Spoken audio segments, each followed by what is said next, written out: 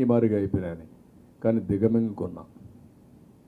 నేనేమన్నా మాట్లాడితే కావాలని అక్కస్తో మాట్లాడుతున్నారని చెప్పి అంటారనే ఉద్దేశం దిగమింగుకొని గమనున్నాను. అలాంటిది మీరు చూస్తే ఇక్కడికి వచ్చినప్పుడు 4 ట్యాంకర్స్, అప్పటికే 4 ట్యాంకర్స్ వచ్చేసాయి, దాన్ని వాడారు. 4 ట్యాంకర్స్ వచ్చాయి.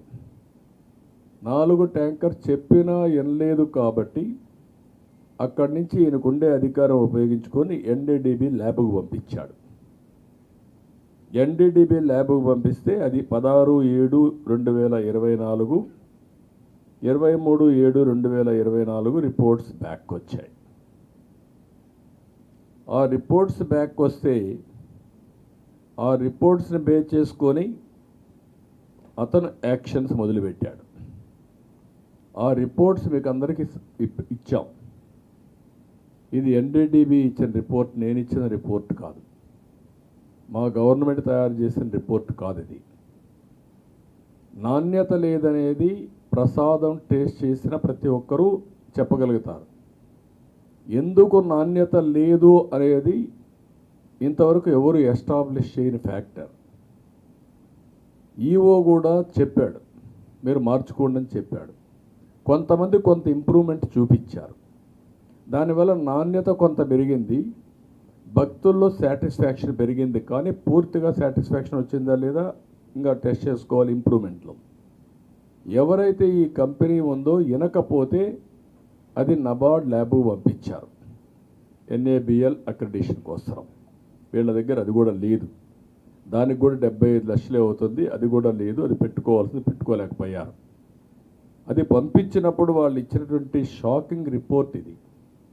అందులో క్లియర్గా ఏదైతే ఇక్కడ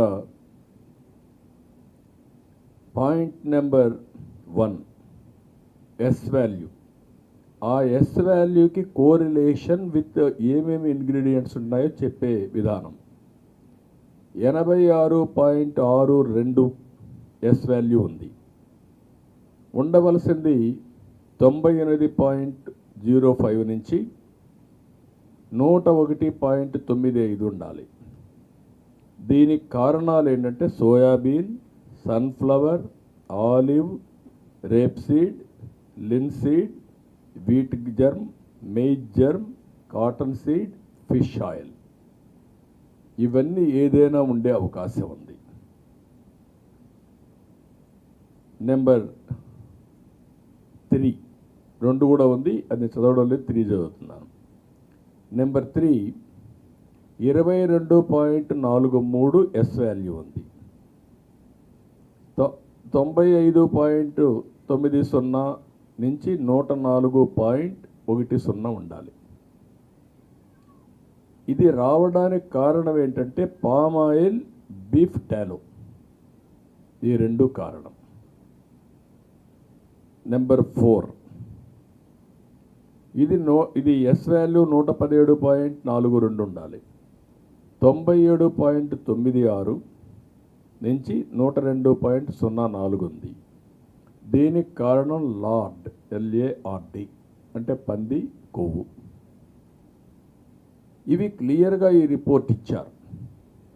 దానికి ఆ రిపోర్ట్ ఇచ్చి మిగిలిన జస్టిఫికేషన్స్ అన్నీ కూడా ఏవైతే ఉన్నాయో అవన్నీ చెప్పారు. ఇక్కడికి వచ్చినప్పుడు ఇది చూసిన తర్వాత ఈఓ గారు సిన్సియర్గా వాళ్ళకి మెమోలు ఇచ్చాడు. 22/7/2024 మెమో ఇచ్చారు, 23 ఇచ్చాడు, 27 ఇచ్చాడు. వాళ్ళకు రిప్లై ఇచ్చారు, మళ్ళీ సెకండ్ మళ్ళీ పంపించాడు.